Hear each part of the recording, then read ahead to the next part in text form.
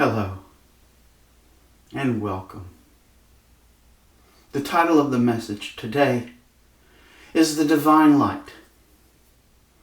But let's begin by affirming together our opening statement. There is only one presence and one power in my life and the universe, God. I invite you now to relax into this moment, perhaps taking in a gentle but deep breath and releasing that breath, relaxing into this moment. Maybe one more deep, holy breath.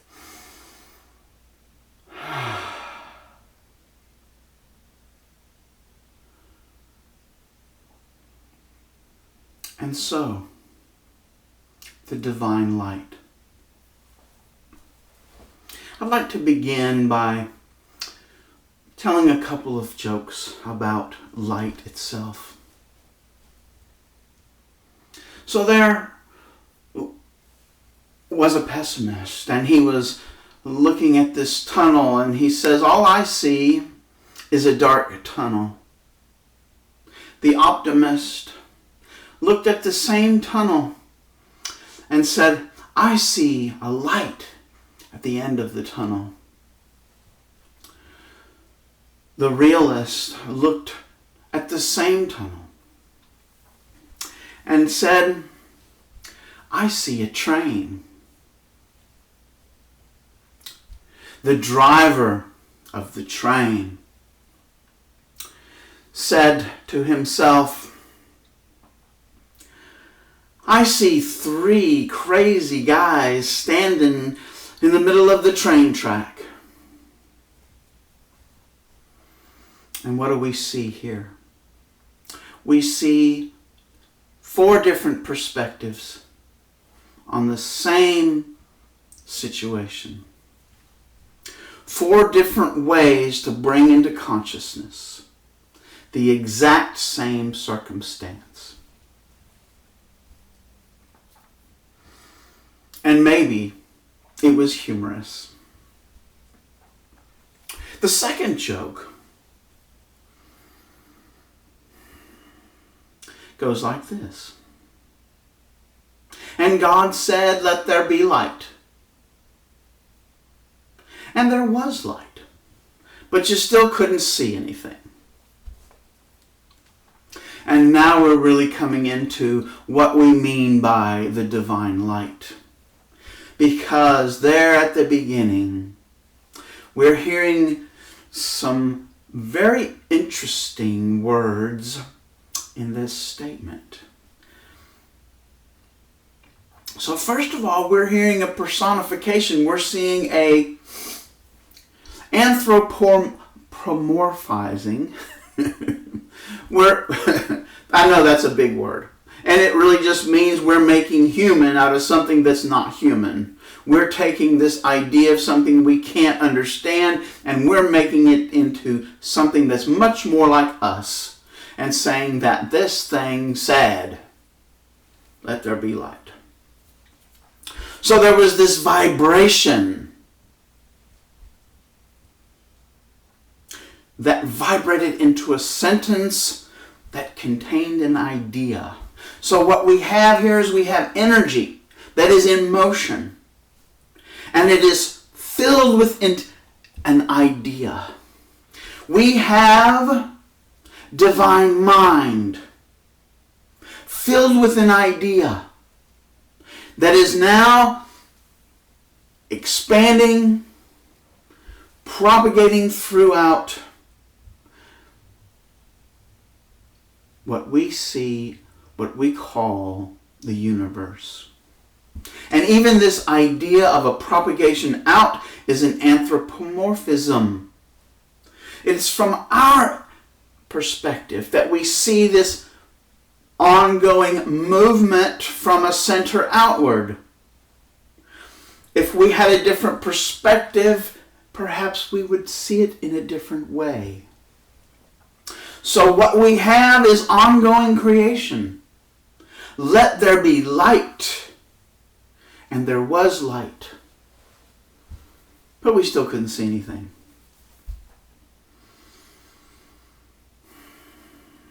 so this divine light. The word translated as light in that phrase, in that sentence is in the Aramaic, nurah. And it means a reflection of the divine light. Ra being the divine light and nurah being a reflection of divine light. It's like the sun. If the sun were divine light, the moon would be a nurah, a reflection of the divine light. Because what we're seeing coming from the moon is the sunlight that hits the moon and then reflects back to our vision.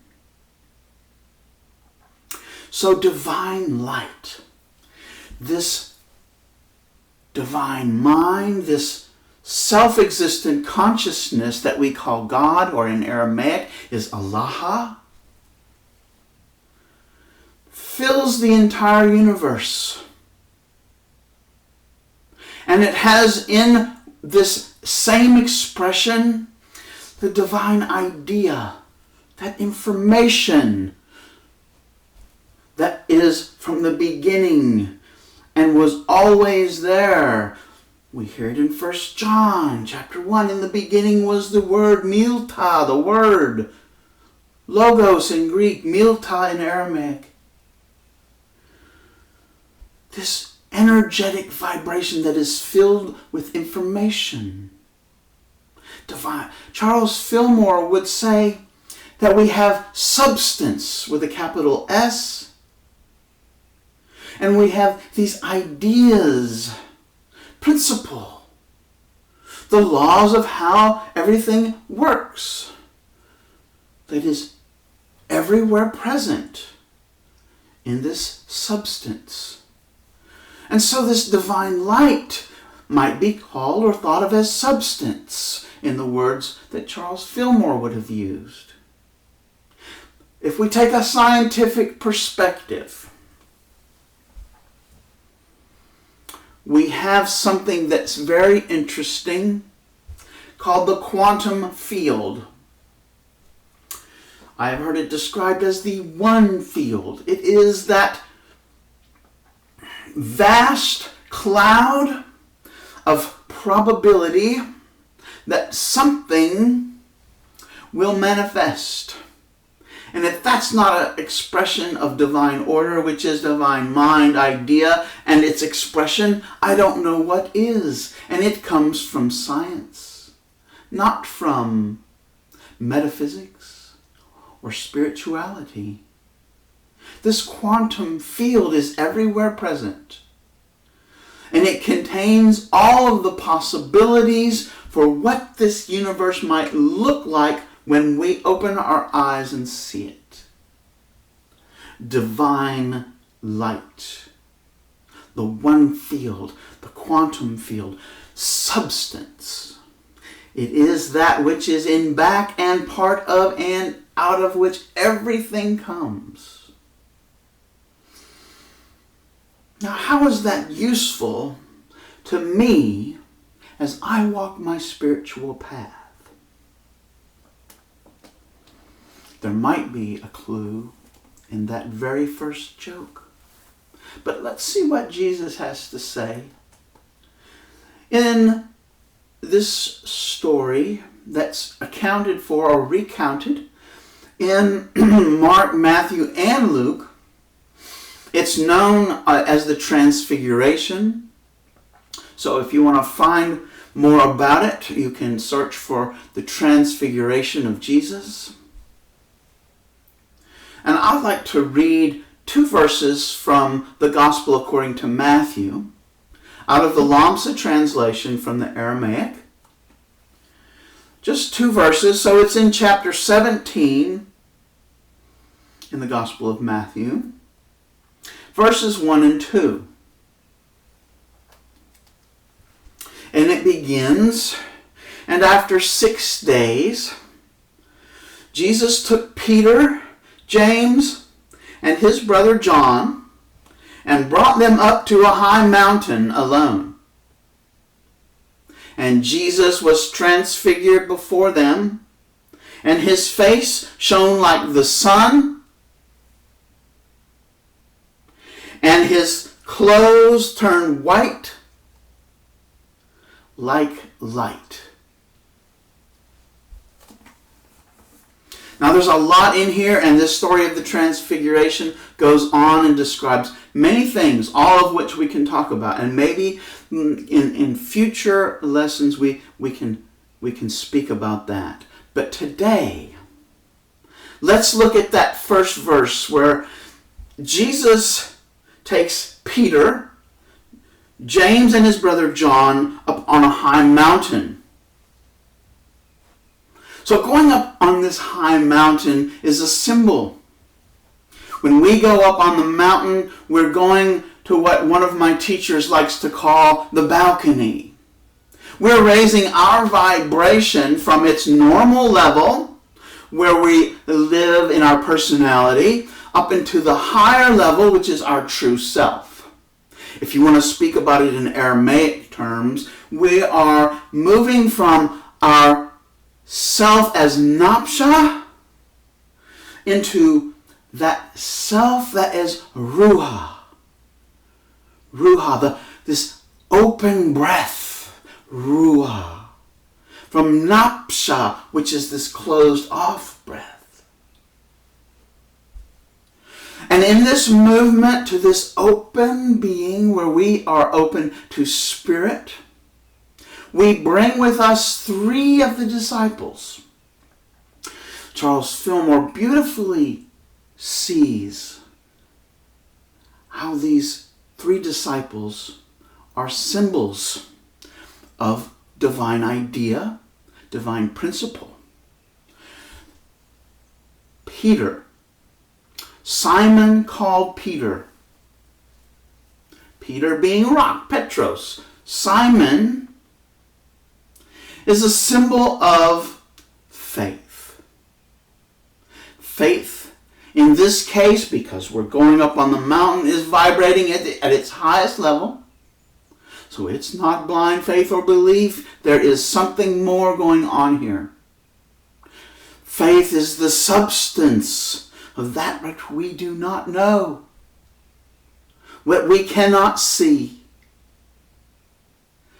Faith is, did you catch that? It's the substance. And what did we say about substance in relation to this divine light? Just allow that to settle into your thinking. As we look at this next disciple who comes with Jesus up on this mountain, he's bringing James, the son of Zebedee. James is a symbol of wisdom, discernment, our ability to see our oneness with all that is, our oneness indeed with Allah, with divine mind. So we have faith and we have divine wisdom, all vibrating at their highest level, coming from our Ruah self, our true self.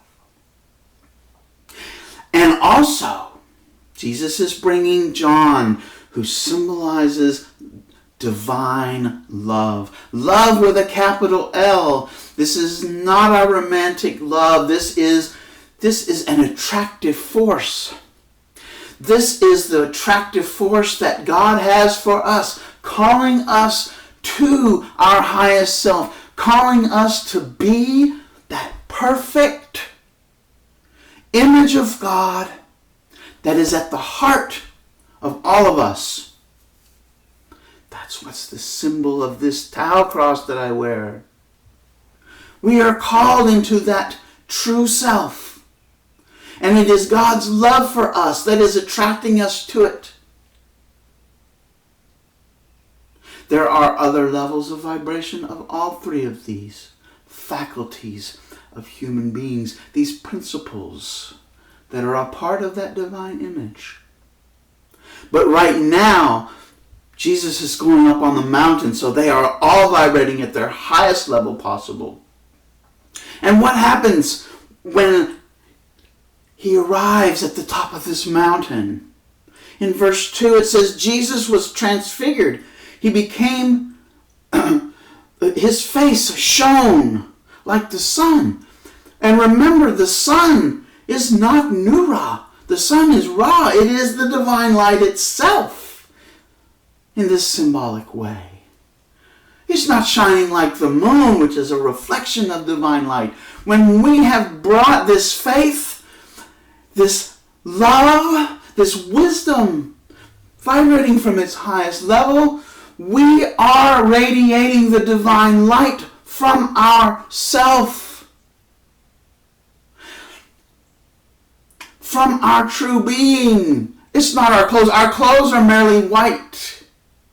But this light is coming through Jesus as it can come through us. Jesus tells us, all these things that I do, you can do as well and more. So it's ours to take his example, to go up on the mountain, to take these faculties vibrating at their highest level and be God expressing in this universe.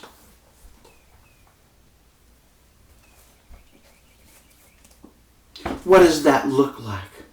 What does that feel like? We know when we're thinking, as we were doing when we were analyzing these jokes, as we talked about these words, we talked about these words with our intellect, our analyzing self, our comparing self. But when we go to our heart, when we take that journey from the head to our heart, we are in a knowing place. We are headed up the mountain, and we are bringing with us our faith with a capital F, our wisdom with a capital W, and our love with a capital L. And this faith, wisdom, and love is not coming from here. It is coming through us and radiating from here. From here. And what does that feel like? This is at the root of all religion. When we are in the center of those teachings that come from all over the world, we all are in the same feeling. The words may look different. The way we talk about it may be different. But the feeling is the same. We feel joy. We feel peace. We feel compassion. We feel love. We know. We know. We don't have to analyze anymore. And there are no words. But we feel it. And I call on you now to be aware as you walk through your life. Be aware of when I am in my head and when I am making that journey to the heart. And when I make that journey, what does it feel like? It might be easier to start with, how am I feeling right now in this moment? Am I feeling constricted, angry, jealous, anxious, fearful? Am I constricted? Or am I open with joy, with compassion, feeling peace and love? Am I vibrating from the mountaintop? Am I sitting in the presence of the divine in this moment? Or have I constricted myself and cut myself off from that divine light that eagerly wants to express through me, through each of us? And it's always there calling for us. It is only ours to turn into the light and listen, to make that journey. It's not a long journey, but it's not always easy. But it can be easy. It is always available, and we always have help. And so the divine light is coming through us when we go to that place that Jesus teaches us as the kingdom of God. That place in us where we know the presence of the divine. When that quantum field is available to us, not as seeing things out there, but with divine wisdom, knowing that we are a part of this field and that everything we see is a part of us. And we are all a part of this field, which is substance, which is divine mind, which is God. In Aramaic, Allah, self-existent consciousness. That mind that is everything, self-existent. There is no other being. And how is that useful? Because it's always with us. I'd like for you to think about that. This self-existent consciousness that is here, that is in everything that you see and among all of us and in everyone you meet.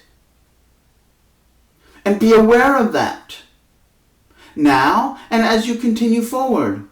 But let's think about it. Let's contemplate it. Perhaps moving from our head into our heart as we pray together our prayer for protection. The light of God surrounds us.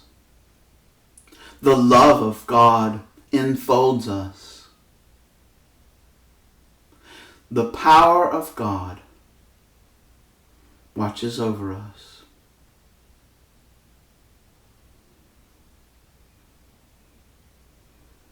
The presence of God protects us. I'd like to do that again. The light of God surrounds us. The love of God enfolds us. The power of God protects us, and the presence of God watches over us. Wherever I am, wherever you are, God is. Wherever I am, God is. Thank you.